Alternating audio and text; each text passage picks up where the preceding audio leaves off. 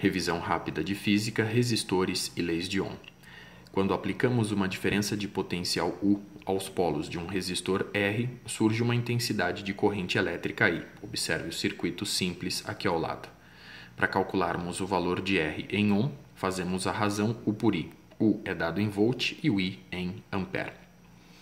Se nós quisermos estudar o comportamento desse resistor R, podemos fazer um gráfico de U por I, de forma que vamos submeter o resistor R a diferentes valores de ddPu e observar os correspondentes valores de intensidade de corrente elétrica I. Observe as unidades.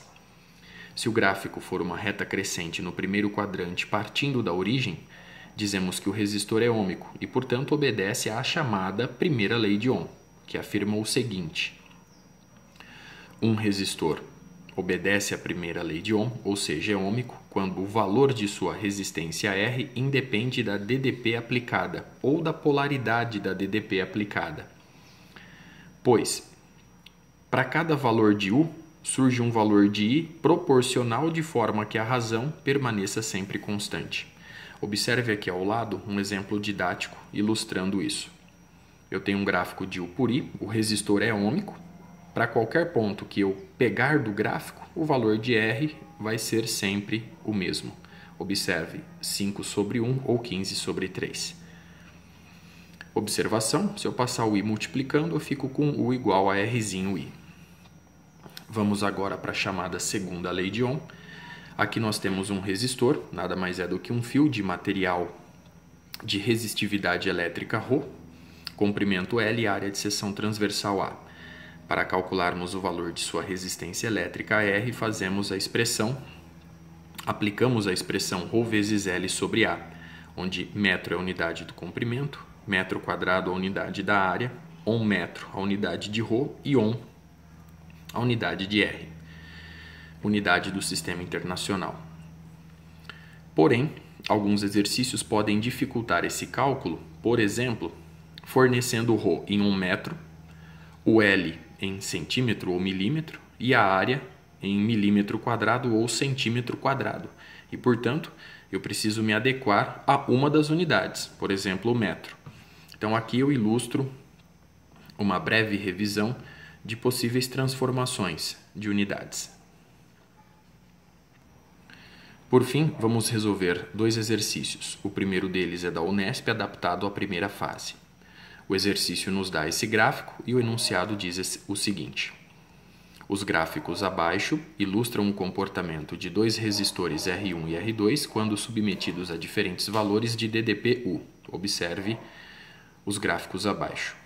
Observe a reta de R1 e de R2. Analise as afirmações que seguem.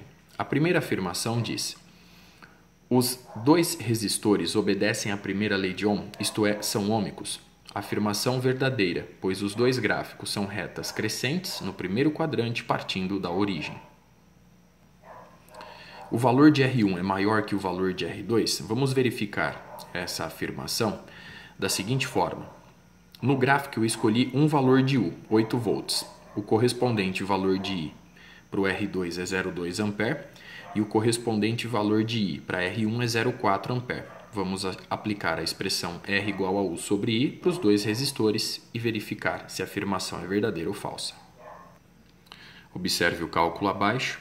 Eu fiz a razão 8 sobre 0,4 para R1 e 8 sobre 0,2 para R2. E a partir daí, vemos que o R2 é maior que R1, portanto, essa afirmação é falsa. A terceira afirmação diz que, ao submetermos os polos de R2 apenas a uma ddP de 16 volts, surgirá uma corrente elétrica de intensidade igual a 0,6 ampere. Vamos lá. Sendo R2 um resistor ôhmico, o valor de R2 está aqui embaixo, ele permanece constante. Sendo U 16 volts e o R2 40 ohm, eu posso determinar se I é ou não 0,6. Utilizando a expressão U igual a RI para o resistor R2, sendo o 2 16 volts, o R2 40 ohm, o I2, portanto, nos dá 0,4 ampere. Logo, essa afirmação é falsa. Exemplo 2, SpaceX Aman. Este exercício retrata a segunda lei de Ohm, assim chamada nos livros didáticos.